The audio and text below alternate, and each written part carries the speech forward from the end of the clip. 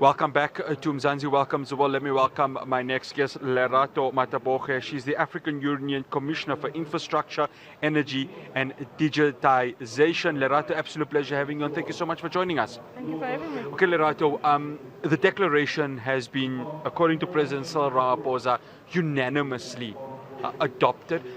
How important is this from an African perspective? We had quite a pivotal role to play as well in the agenda setting of the G20 because the African Union is now an official member of the G20, and we've contributed in the different tracks of work, not just in the G20 official tracks, but also the engagement tracks, your B20 and many other engagement tracks. So some of our work has found expression as well in the declaration. For example, the AI for Africa initiative, because the digital agenda is quite a big area of work for the African Union. So we're quite pleased. It's quite a great day today. Lerato, the artificial intelligence, I had Solly Malatsi earlier on, the Minister of Communications in South Africa, and he said regulation.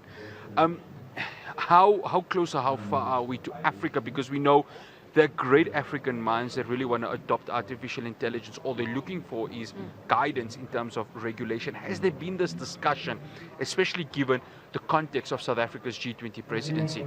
Absolutely. We now officially have an AI strategy that has been endorsed and supported by African Union member states, all 55 of them. Now the issue is about the domestication of the strategy. But, with the rollout of AI, there are many issues to be considered. As you mentioned, issues of governance. I mean, data governance is one big area of work. Sovereignty of data is one big area of work.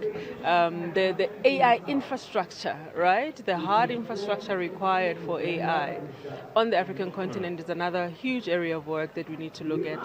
Security. Cybersecurity is another area of work that we're looking at. So there's quite a number of key policy and governance issues that we're looking at with our member states as the African Union as continuation of the work before we can really say that we are where we need to be when it comes to the digital agenda. Lerato, how much of the pledges in terms of infrastructure in Africa needs to be put to a priority level, given that Africa, as a developing continent, has to get that support from the developed nations?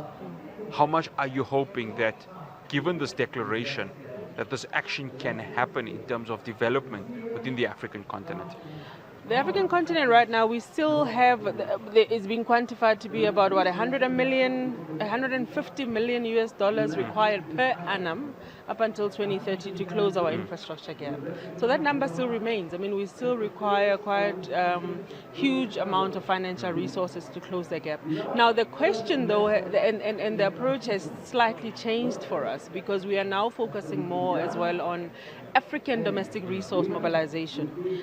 It's quite important that we get support and pledges from abroad, but we're also mindful that within the African continent we have resources.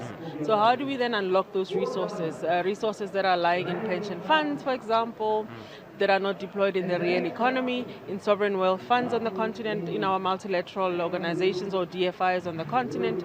So we're having a conversation around how do we begin to unlock African resources for our own infrastructure and crowd in partner funding. So yes, we do need pledges from all over the world, but we're also quite focused on mobilizing African resources. Lerato, one final question, because I know you need to go. How would you sum up in 1 minute South Africa's G20 presidency for 2025? Outstanding. Outstanding. Historic? Outstanding, historic, fantastic, pivotal.